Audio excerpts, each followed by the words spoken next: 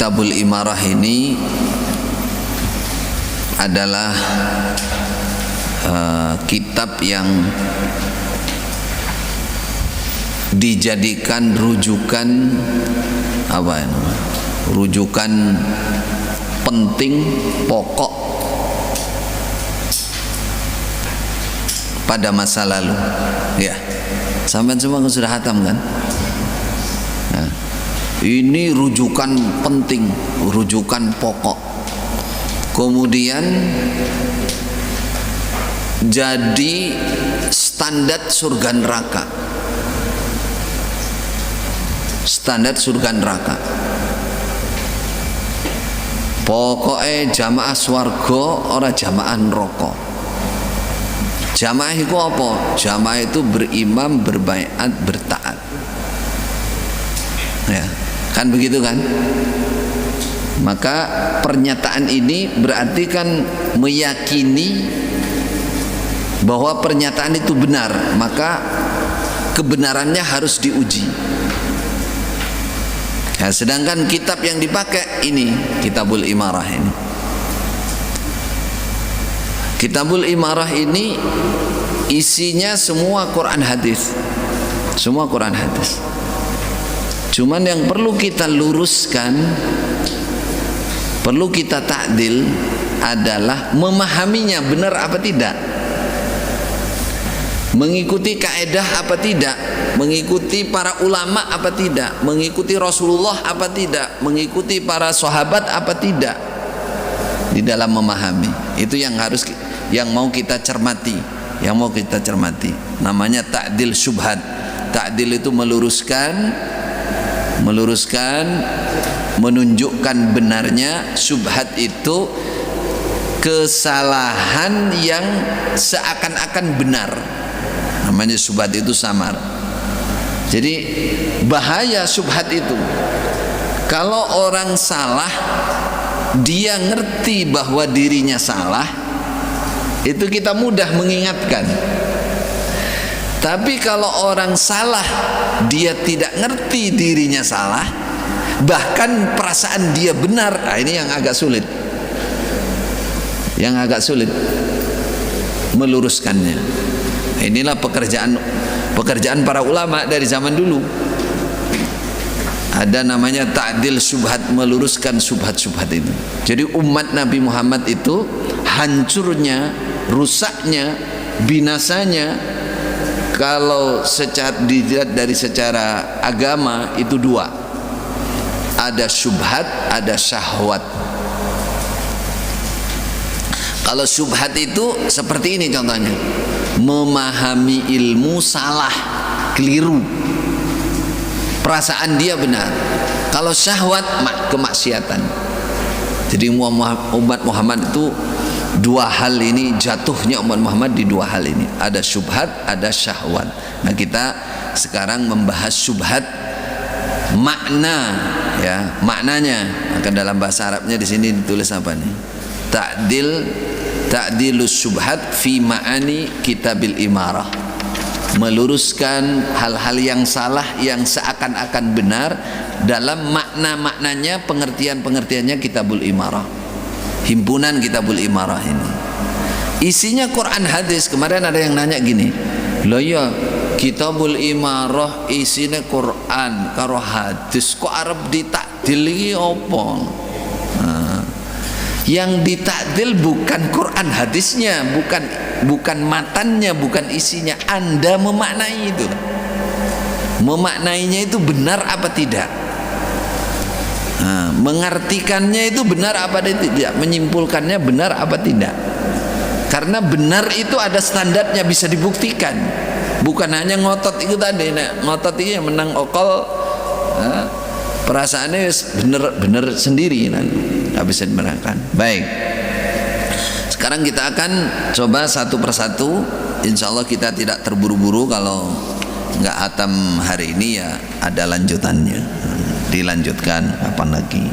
Yang penting kita, terutama para talib, para pencari ilmu ini, karena medan dakwah sampean nanti suatu saat, keluarga sampean banyak orang-orang yang masih memahami Kitabul Imarah ini salah. dan itu bertahun-tahun, dan itu jadi keyakinan dan jadi standar surga neraka. Nah, ini makanya kita harus paham betul supaya kita hilang syubhat, bersih, lalu kita juga bisa menjaga keluarga kita, orang lain dari pemahaman yang salah, biar lurus, biar benar. Baik, bismillahirrahmanirrahim. Kitabul Imarah ini himpunan halaman 1 bagi yang bawa halaman 1. Di situ sudah ada kodenya ya. Kitabul Imarah, catatan tentang imarah. Apa maknanya dulu? Ada yang masih ingat gak? Keamiran gitu kan? Terus apa yang dipahami waktu itu? Hah? Keamiran yang mana?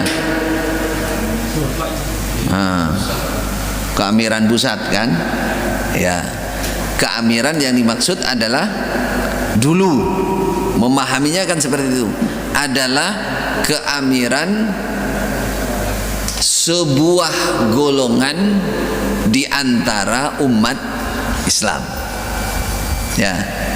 Coba benar apa enggak perkataan saya ini? Buktikan dulu.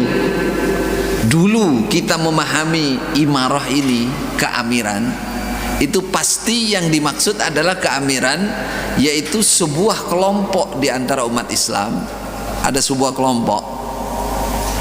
Kalau orang Jakarta bilang jokam, itu saya tanya dulu, ternyata asal usulnya bahasanya Jawa kampung, jadi jokam.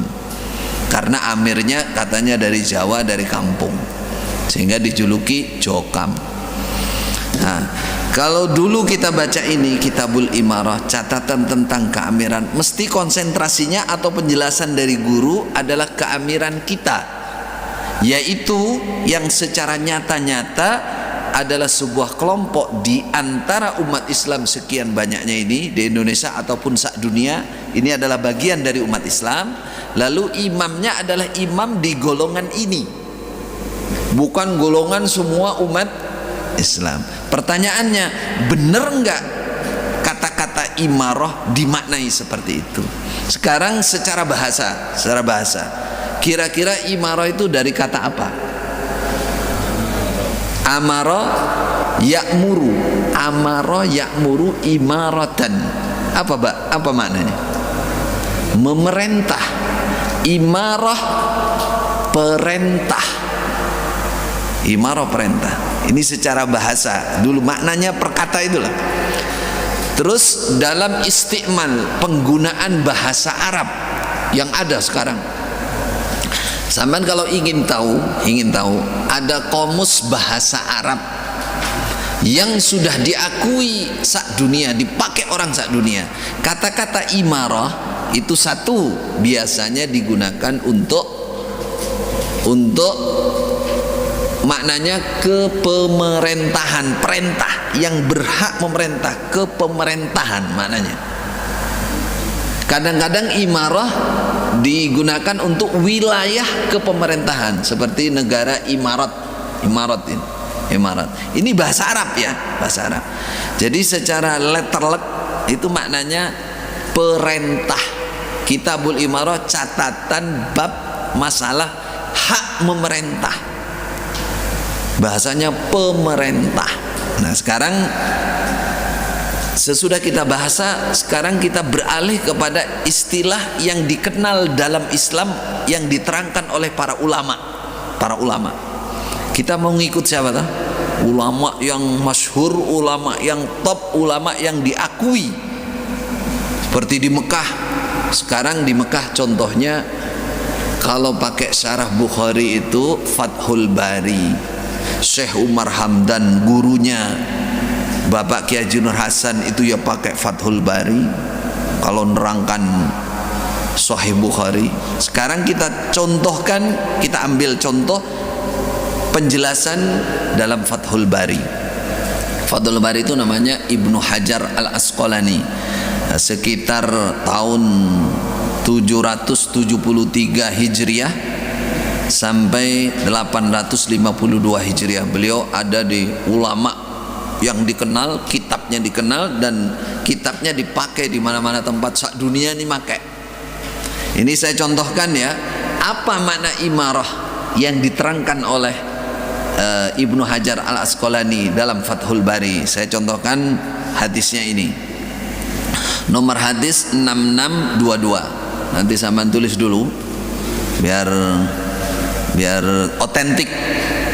Nomor hadis dalam Bukhari 6622. Ini saya contohkan bagaimana para ulama memaknai imarah itu apa, gitu lah. Dalam hadis 6622 ini bunyinya gini, ya Abdurrahman bin Samurah, la tas'al al-imarah, kata Nabi. Hei Abdurrahman bin Samurah, kamu jangan minta imarah, jangan minta menjadi imarah. Coba kalau dulu kita memaknai hadis kayak gitu apa mana? Kira amir biasa kan? Amir kelompok, sebuah kelompok kan perasaannya. Coba kata Imam Ibnu Hajar Al-Asqalani di dalam Fathul Bari, al-imarah ay al-wilayah, wilayah kekuasaan, maknanya kepemerintahan. Nah, kalau di dunia Islam namanya kepemerintahan Islam, pemerintah Islam. Ini satu hadis dalam Sahih Muslim, ya, dalam Sahih Muslim. Tadi Sahih Bukhari nomor berapa tadi? 6622. Dalam Sahih Muslim nomor hadis 1652. Hadisnya sama, ya Abdurrahman bin Samurah, la tas'al al-imarah. Dalam syarah An-Nawawi yang dipakai di Masjidil Haram oleh Syekh Umar Hamdan pun pakai itu. Syekh Umar Hamdan itu gurunya KHN dan teman-temannya, gurunya itu pakai syarah ini. Bunyinya menjelaskan hadis ini tadi, kamu jangan minta jadi imarah. Apa imarah itu? Di sini Imam Nawawi menjelaskan karahatu su'alil wilayah sawa'an wilayatil imarah wal qada wa ghairiha. Hadis ini menunjukkan tidak boleh seseorang minta wilayah kekuasaan dalam kepemerintahan, wilayatil imarah wal qada dan hukum. Ini saya baru bahas kata-kata imarah. Saya ulang lagi. Ini makna yang bisa dipertanggungjawabkan dan tidak mengada-ngada. Ini berdasarkan bahasa, berdasarkan rujukan, berdasarkan para ulama. Jadi kesimpulannya kata-kata imarah secara bahasa maupun rujukan maupun menurut ulama, ya, yang menerangkan ini, itu adalah kepemerintahan yang berhak memerintah, orang yang punya kuasa memerintah. Kalau di sana ya negara Islam, kalau di Saudi seperti Saudi atau seperti zaman Khulafaur Rasyidin.